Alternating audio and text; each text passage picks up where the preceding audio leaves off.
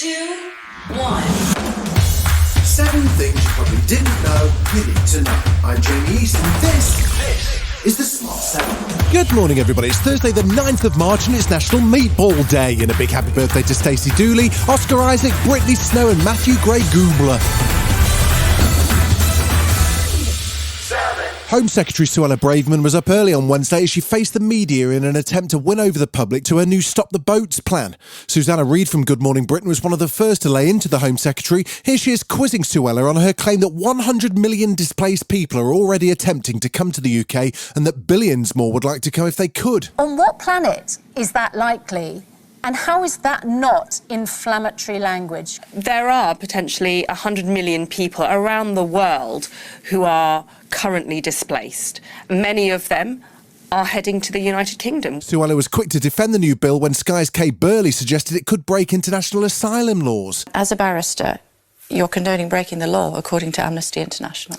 We're not breaking the law, and in fact we've made it very clear that we believe we're in compliance with all of our international obligations. Later at PMQs, Rishi Sunak was grilled on the logistics of detaining new arrivals and asked whether those who are sex trafficked to the UK could be denied asylum under the new bill.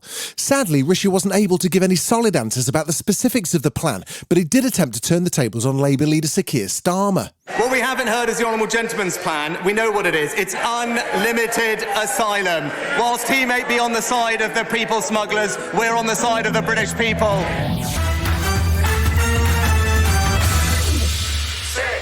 The new Stop the Boats bills had a pretty poor reception everywhere, with the UN and a number of other human rights organisations condemning it and questioning the legality of the ban on asylum claims. Wednesday saw BBC host Gary Lineker add his voice to the chorus of protest, saying the language in the plan was not dissimilar to language used in Germany in the 1930s. He's due to have a meeting with BBC HR today.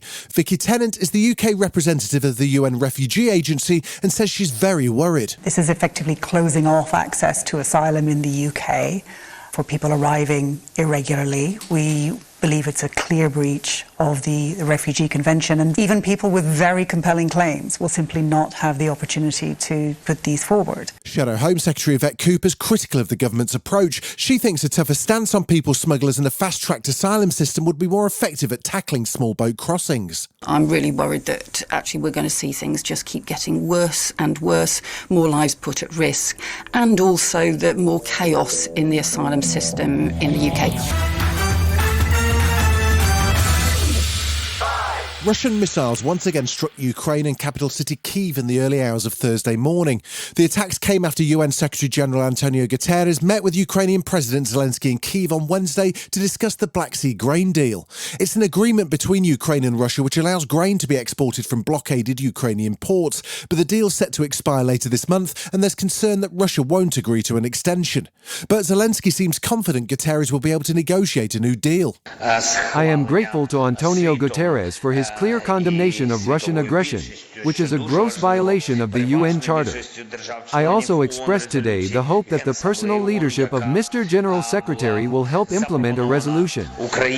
Meanwhile, a security source has told Sky News that Iran has secretly been providing Russia with bullets, rockets and shells to aid their war on Ukraine.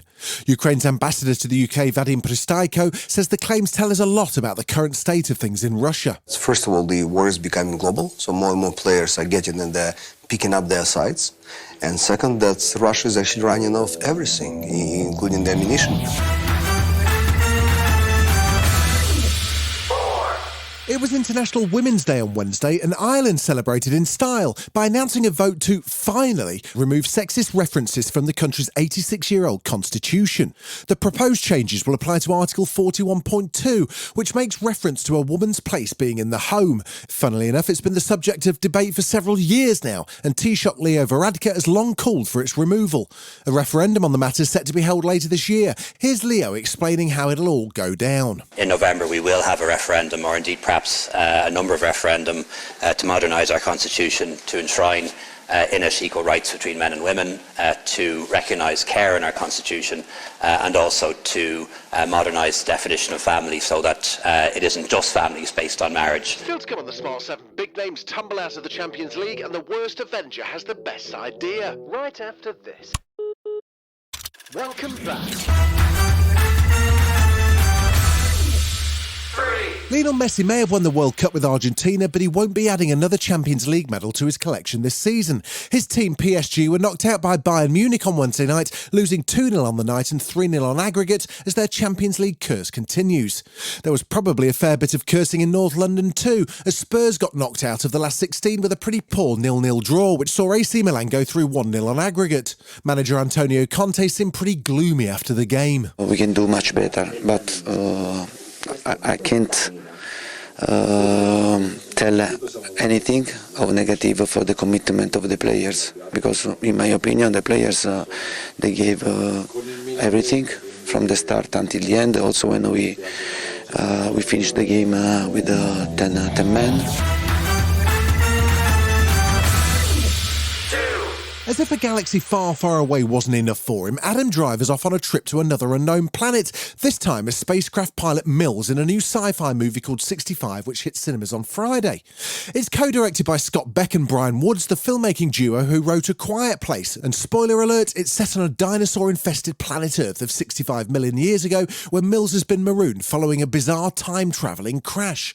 Adam appeared on Fallon earlier this week to promote the film and revealed the reason why he wanted to take part. My son likes dinosaurs, so yeah. I'm like, I'm in. You know, well, it's dinosaurs and laser guns, and I'm like, yeah, sure. And and it was actually in the middle of the first kind of wave of COVID. I mean, we were talking about dinosaurs every day with my son, but also this making something big that families could go see seemed good at the time. He's nobody's favourite Avenger, let's be honest, but he did win sympathy after his horror snowplow crash. Now, Hawkeye's back with a new show in which he does ostentatious works of charity. Well, the press release says Marvel star Jeremy Renner's found a surprising new passion, vehicle renovation, and naturally he's decided to make a docuseries about it. Renovations, see what they did there, follows Jeremy as he travels across the world to reimagine how purpose-built vehicles can be used for the greater good. It'll be released on Disney Plus in April. I'm buying these decommissioned government vehicles to help reimagine them to serve this community again, just in a different way. Which ones are his? They're all his. He said he bought 2. This has been The Smart 7. Wherever you're listening, do us a favour and hit the follow button. We'll be back tomorrow at 7 a.m. Have a great day. Written, produced and published by Daft Dog.